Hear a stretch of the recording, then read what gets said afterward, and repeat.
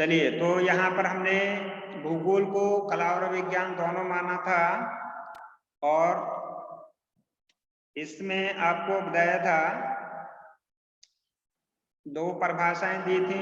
एक मतलब टेलर की परिभाषा दी थी। टेलर ने भूगोल को 4 प्राकृतिक विज्ञानों का मतलब समन्वय माना था और 4 मानवीय विज्ञानों का समन्वय माना था। ठीक है, 4 जो प्राकृतिक विज्ञान थी, तो 4 प्राकृतिक विज्ञानों में भूगर्भ विज्ञान बताया था, भौतिक विज्ञान बताया था, नक्षत्र विज्ञान बताया था और वनस्पति विज्ञान बताया था। और 4 मानवीय विज्ञानों की बात की थी, जिसमें इतिहास, मानव शरीर रचना शास्त्र, समाजशास्त्र और अर्थशास्त्र के बारे में बताया था। इसके अलावा जेम्स ग्रीव की भी परिभाषा बताई थी। तो जेम्स ग्रीव ने भूगोल को बहुत सारे वैज्ञानिक और मानवीय, इन्होंने वैज्ञानिक और मानवीय दोनों बताया था और विज्ञान की बहुत सारी शाखाओं का समन्वय किया। इसके साथ ही साथ प्रकृति विज्ञान की भी शाखाओं का समन्वय इन्होंने किया है। ठीक है, तो दोनों की परिभाषाएं इंपॉर्टेंट हैं। ठीक है, आपके लिए टेलर की परिभाषा और जेम्स ग्रीव की परिभाषा, दोनों की परिभाषाएं महत्वपूर्ण है। जेम्स पेयर ग्रीव ने भूगोल को भौतिक विज्ञान, वनस्पति विज्ञान, भूगर्भ शास्त्र, ज्यामिति, खगोल शास्त्र, ऋतु विज्ञान, मानव शरीर रचना शास्त्र और दूसरी इतिहास, अर्थशास्त्र, साहित्य और भाषाकार का समन्वय माना है। ठीक है,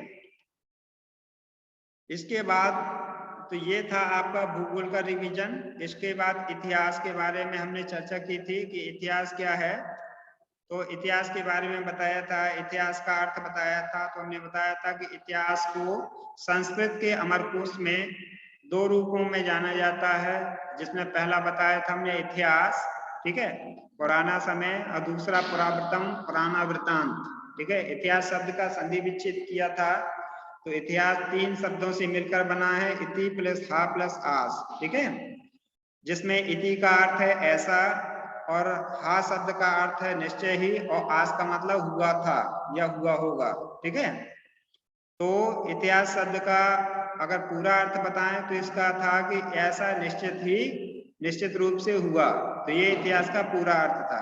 ठीक है, अर्थात हम इतिहास को कह सकते थे कि प्राचीन काल में या पूर्व काल में बीती हुई कथा। इतिहास को प्राचीन काल में बीती हुई कथा कहा गया। इसके बाद हम इसके अंग्रेजी शब्द पर जाते हैं। तो इतिहास अंग्रेजी शब्द हिस्ट्री का हिंदी रूपांतरण है। जो हिस्ट्री शब्द है वो ग्रीक भाषा के हिस्टोरिया से इसकी उत्पत्ति मानी जाती है और हिस्टोरिया शब्द का जो अर्थ है वो है सत्य की खोज करना। ठीक है, इस प्रकार से हम कह सकते हैं कि इतिहास वह विषय है जिसमें सत्य की खोज की जाती है, अर्थात घटित घटनाओं का अध्ययन किया जाता है। धीरे धीरे समय बदलने से मानव सभ्यता का क्रमिक विकास हुआ और मानव के जीवन जीने की पद्धति में भी परिवर्तन आया। ठीक है, धीरे धीरे ज्ञान और विज्ञान में भी व्यापक परिवर्तन आया, सुधार आया और लोगों ने जो अतीत की घटनाएं यानी पुराने समय की घटनाएं, प्राचीन समय की घटनाओं पर पुनर्विचार किया। ठीक है, और नवीन विचारधाराओं ने मानव को आंदोलित किया और मनुष्य ने प्राचीन घटनाओं को जानने का प्रयास किया। ठीक है, इतिहास के अध्ययन क्षेत्र में भी लोगों को परिवर्तन होता रहा, इसलिए अभी भी इतिहास की कोई सर्वमान्य परिभाषा सुनिश्चित नहीं हो सकी है। ठीक है, फिर भी जो चार्ल्स फर्थ हैं उन्होंने लिखा है कि इतिहास को परिभाषित करना सरल नहीं है। फिर भी इतिहासकारों ने समय समय पर इतिहास को अपने ढंग से परिभाषित किया है। ठीक है, तो आज की क्लास में आपका इतना ही। अब नेक्स्ट क्लास में हम लोग फिर से चर्चा करेंगे। ठीक है,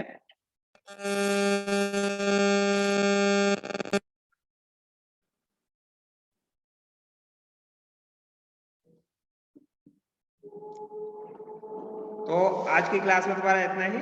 अगली क्लास में हम फिर से चर्चा करेंगे।